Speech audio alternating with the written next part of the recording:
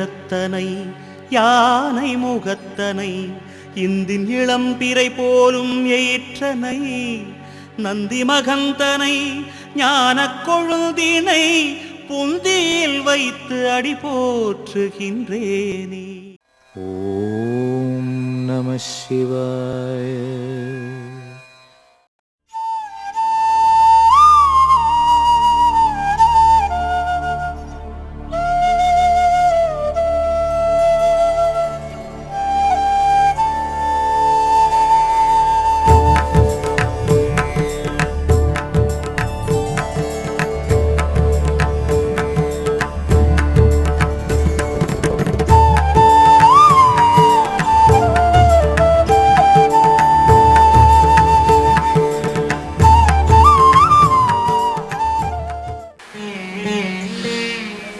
அனைவருக்கும் வணக்கம்.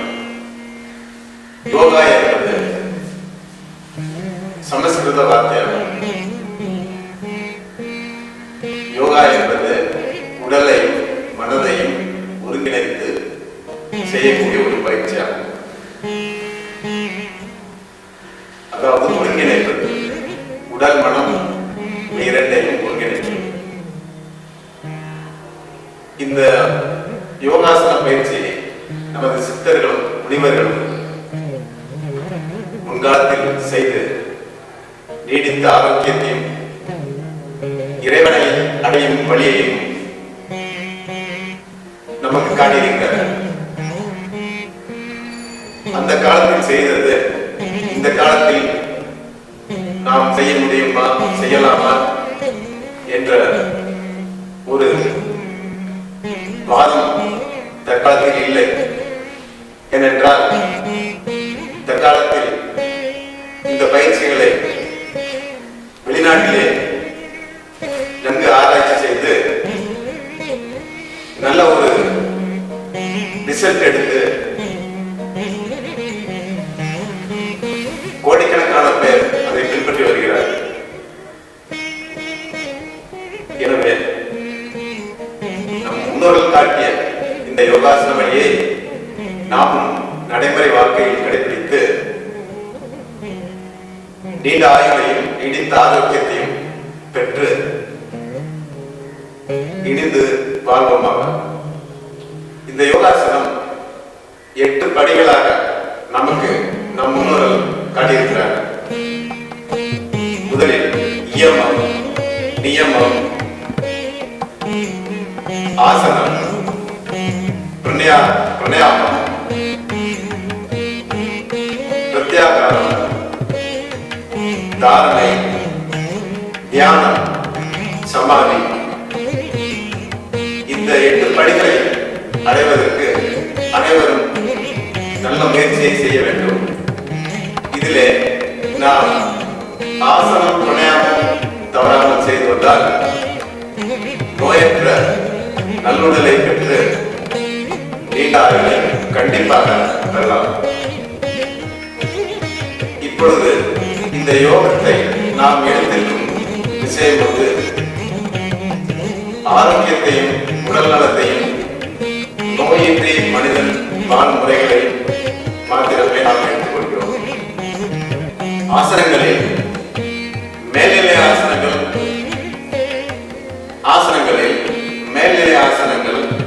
நிறைய உள்ளன. எளிதாக செய்யக்கூடிய முக்கியமான ஆசனங்களை பற்றி நாம் இப்பொழுது பார்க்கலாம்.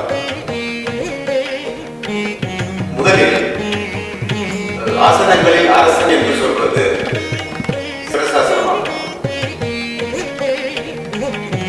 அதன் பின் சர்வாங்காசனத்தை நாம் எடுத்துக்கொள்ளலாம். இது போன்று பச்சிமோத்தாசனம், ஜாமுஸ்திராசனம், உசட்டாசனம், அர்த்தமத்தியந்திராசனம், பவளமூர்த்தாசனம், திரிகோணாசனம், கோணாசனம், நவுலி, தியானா என்று ஆசனங்கள் வரிசையாக வருகின்றன. இப்பொழுது நாம் எளிதாக செய்யக்கூடிய ஆசனங்களை முறைப்படுத்தி அதன் பலன்களை விரிவாக பார்ப்போம்.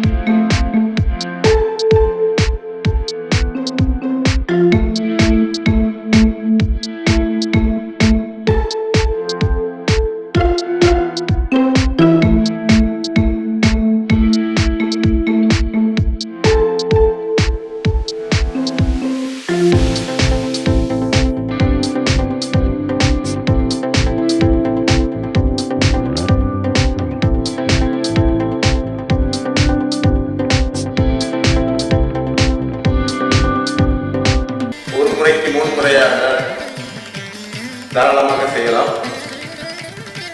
இவ்வாசனம் வயிற்றின் மத்திய பாகத்தை நன்றாக அமுக்கம் கொடுக்கிறது, தொந்தி கரைகிறது. முக்கியமாக நீரிழிவு நோயாளிகளுக்கு இவ்வாசனம் தவறாமல் செய்து வருவார்களேனால் அவர்களுடைய கணையம் நன்கு ஸ்டிமுலேட் செய்யப்பட்டு நீரிழிவு நோய் நீக்கப்படுகிறது. முக்கியமாக நீரிழிவு நோய் உள்ளவர்கள் விவாசனத்தை தொடர்ந்து செய்து வந்தால் நன்கு பலன்களை அடையலாம். மேலும் மலச்சிக்கல் ஒழிகிறது, வாயு தொல்லை நீங்குகிறது. பெண்களின் வாசனத்தை பிரசவத்திற்கு பின் செய்து வருவதால் அடிவயிறு நன்கு சுருக்கம் கொடுக்கிறது. அவர்களும் தாராளமாக வாசனத்தை தவறாமல் செய்து வரலாம்.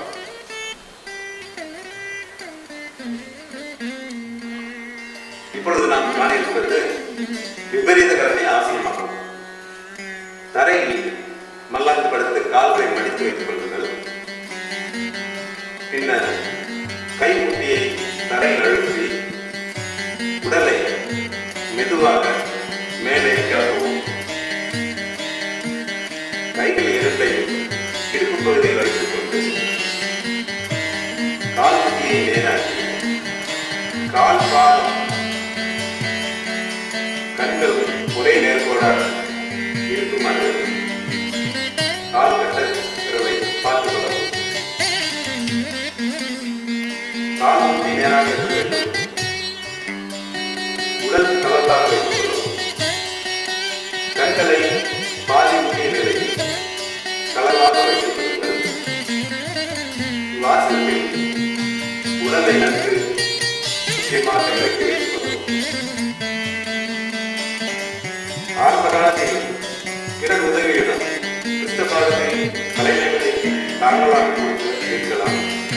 அல்லது சுவரின் ஓரமாக படுத்து கால்களை சுவரை பிடித்து கிறிஸ்தபாதத்தை நோக்கி நிறுத்த செய்யலாம். ஒரு முறைக்கு 2 நிமிடம் வரை விவாசனத்தில் இருக்கலாம். கலகப்பலக 5 நிமிடம் கூட விவாசனத்தில் இருக்கலாம். கீழே இறக்கும் போது காலை மடக்கி கைகளால் கிறிஸ்தபாதத்தை நான் மெதுவாக கீழே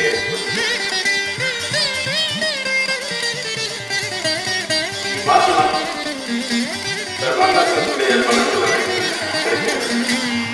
உடலில் உள்ள அத்தனை அங்கங்கள் பலன் கிடைக்கிறது. தைராய்டு நன்றாக வேலை செய்கிறது. கற்பாவை மக்கள் ஆணிமண்டலம் பலப்படுகிறது. வாசனம் பெண்களுக்கு மிகவும் முக்கியமான ஆசனமாகும். கர்ப்பப்பை நோய் வராமல் தடுக்கிறது. ஆண்களுக்கு சுக்கிரமனுக்கு பலப்படுகிறது. கெட்ட கனவு நீக்கிறது. தைராய்டு பாராதைராய்டு முதலிய இடங்களில் தேங்கியிருக்கும் இரத்தத்தை நாடி நரம்புகள் மூலம் மேலே ஏற்றி கீழே இறக்கும் சக்தி வாசனத்திற்கு உண்டு. குறிப்பாக சர்வாங்காசனம் செய்ய முடியாதவர்கள் இவ்வாசனத்தை தவறாமல் செய்து வரலாம்.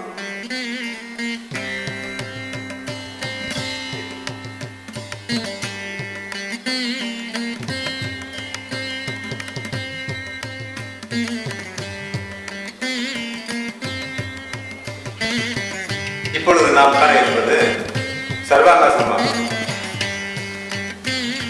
அதே நிலையில் தரையில் மலர் படுத்துக் கொண்டு கைமுட்டியை தரையில் அழுத்தி உடலை மேலே கிளம்பும். இப்பொழுது இன்னும் சற்று உயர்வாக தூக்கி கைகள் இரண்டும் அடிமுட்டு பகுதியில் வருமாறு வைத்துக் கொண்டு உடலை எல்படி எல்செல் நிறுத்தவும். இவ்வாசத்தில் கால் கட்டை வரவும் கண்ணும் ஒரே நேர்கோடாக இருக்குமாறு பார்த்துக் கொள்ளவும். முட்டியை நேராக வைத்துக் கொள்ளவும். உடலை நன்கு கலந்து வைத்துக் கொள்ளவும். கண்கள் அரை தூக்கங்களை வைத்துக் கொள்ளவும். இதே நிலையில் 500 எண்ணிக்கை இவ்வாசத்தில் இருக்கலாம். 5 நிமிடம் நிமிட கணக்கில் இருக்கலாம். இவ்வாசனம் சர்வ அங்கங்களுக்கும் பலன் கொடுப்பதால் சர்வாங்காசனம் என்று பெயர் பெற்றது. விபரீத கர்ணி ஆசனத்திற்கு உண்டான பலன்கள் அத்தனையும் இவ்வாசனத்திற்கு உண்டு. முக்கியமாக தைராய்டு கிளாண்ட் பாதிப்படைந்தவர்கள் இவ்வாசனத்தை தவறாமல் உடலை சேர்த்து கொண்டு வருவார்களே ஆனால் நிச்சயமாக தைராய்டு பிரச்சனைகளுக்கு முழுமையாக மருந்து மாதிரி இல்லாமல் விடுபடலாம். இவ்வாசனமும் இரத்த ஓட்டத்தை துரிதப்படுத்தி நாடி நரம்புகள் மூலம் உடலில் மேலே கீழே ஏற்றி இறக்கும் சக்தி விவாசனத்திற்கு உண்டு.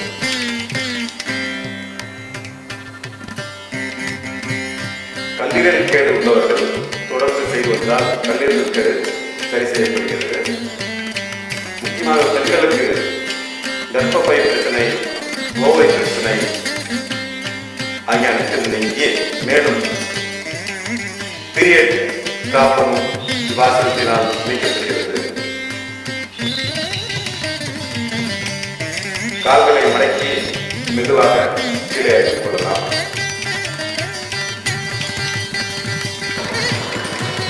இப்பொழுது நாம் காண இருப்பது கலாசனமாகும். உடலை கலப்பை போல் மேலே கிளப்பி செய்வதால் ஏற்படுகிறது.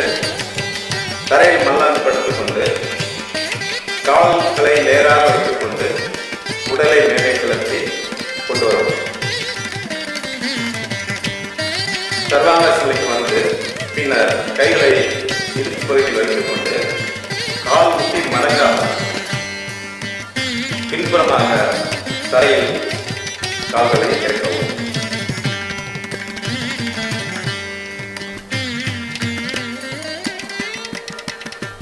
இவ்வாசனங்களை 30 முதல் 50 எண்ணிக்கை தெரிந்து கொள்ளலாம்.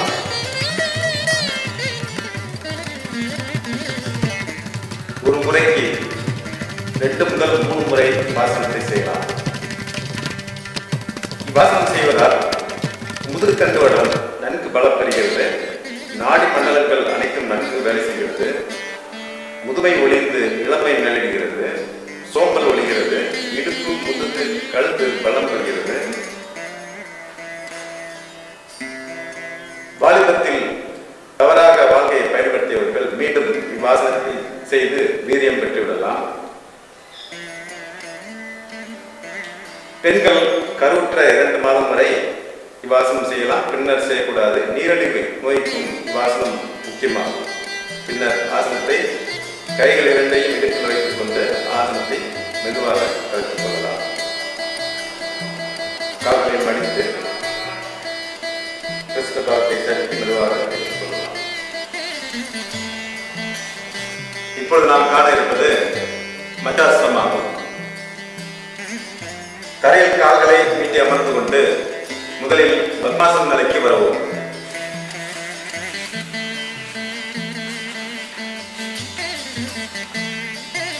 பின்னர் கைகள் 2ஐயும் தரையில் ஊன்றி தரையில் மல்லாந்து படுக்கவும்.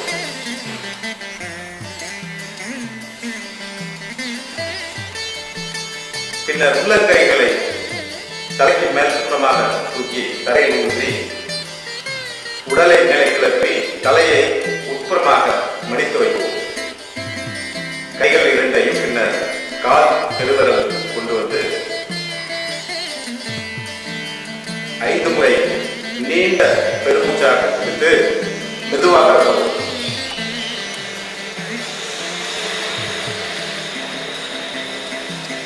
வாசனத்தை 1 முதல் 3 முறை செய்யலாம். இவ்வாசனம் சர்வாங்காசனம், விபரீத கரணி, கலாசனம் இவற்றிற்கு மாற்று ஆசனமாக பயன்பட்டு வருகிறது. சுரப்பிகள் அனைத்தும் புத்துணர்ச்சியோடு வேலை செய்கிறது. முதுகுలకు நன்கு பலப்படுகிறது.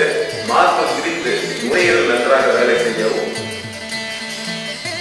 மலச்சிக்கல் நீங்கவும், மார்பு கூடு, சயம், காசம், இருமல் போன்ற நுரையீரல் பிரச்சனைகள் அத்தனையும் இவ்வாசனத்தில் நீக்கப்படுகிறது. முக்கியமாக ஆஸ்மா நோயாளிகள் இவ்வாசனத்தை தவறாமல் செய்து வந்தால் ஆஸ்மா நோயிலிருந்து பூர்ணமாக விடுபடலாம். பின்னர் ஆசனத்தை மெதுவாக தலையை நேராக நிறுத்தி கழித்துக் கொள்ளலாம். இப்பொழுது நாம் காண இருப்பது சக்கராசனமாகும். தரையில் படுத்துக் கொண்டு கால்களை உள்ளிழுத்த நிலையில் கைகளை தரையில் ஊன்றி பின்பக்கமாக கைகளை கொண்டு வந்து காதுக்கு அருகாமையில் வைத்துக் கொண்டு தரையில் ஊன்றி நன்றாக மூச்சை இழுத்து உள்ளே வைத்துக் கொண்டு உடலை மேலே கிளப்பவும். ஒரே நேரத்தில் கைகளின் கால்களை மலர்த்தி உடலை மேலே கிளப்பவும்.